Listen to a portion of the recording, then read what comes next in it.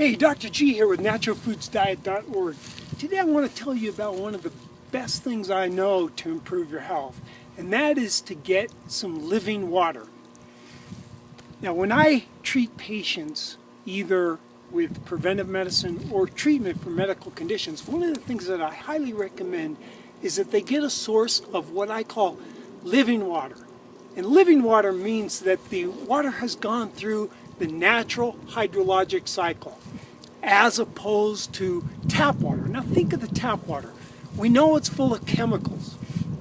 They use chlorine, some communities fluoridate the water, both of which are toxic.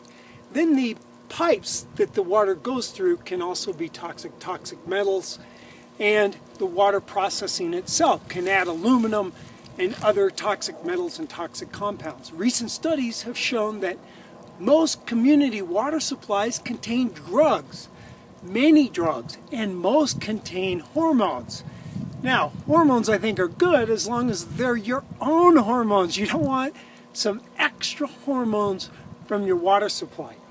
Now, if we think about the hydrologic cycle, think of how complex this is. Here, rain or snow collects on the ground, it percolates through the soil, it percolates through the rocks and minerals, and it gets down into the aquifer.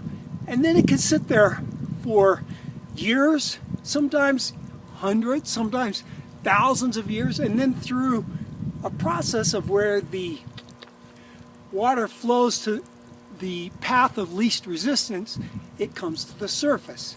And there it flows to the ocean or evaporates to complete the cycle. Now, if we think about how complex this cycle is and how important any of the steps might be, I mean, think of the rain or snow hitting the ground, it percolates through the soil. The soil is full of countless microorganisms, and they interact with the water. Now, how important that is, we don't know. But there's theories that if you drink local water with local antigens, it improves your immune system and your ability to fight off local things in your environment. And doesn't that make sense? How nature might work to protect organisms from dying from an infectious disease. So I go and get local water on a regular basis. There's a natural spring where the water naturally comes to the surface. I use glass because I don't want to further contaminate the water. Now, the next best thing would be a plastic bottle, although glass is much less likely to put any chemicals in the water that we don't want. Now, think about your body. Our body is mostly water. Now, think about the water you drank a few hours ago. After a few hours, the water you drink becomes your blood. It becomes part of your brain. It becomes part of your heart. How important is that?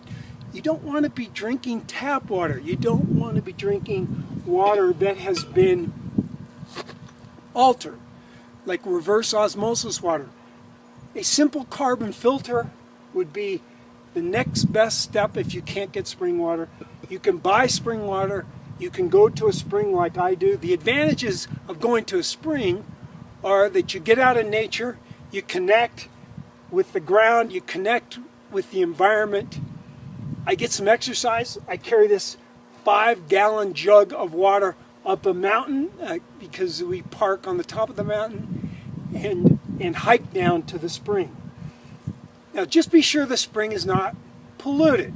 Have it tested, or if you know that there's nothing in the area, like it's not in the middle of a city, or somebody doesn't have their cesspool just upstream of the spring.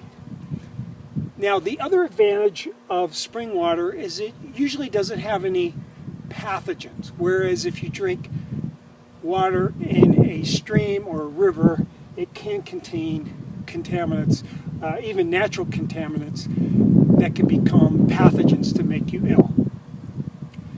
So one of the things I highly recommend you do, get some living water straight from the earth, just like nature designed. This is Dr. G. Thanks so much for watching.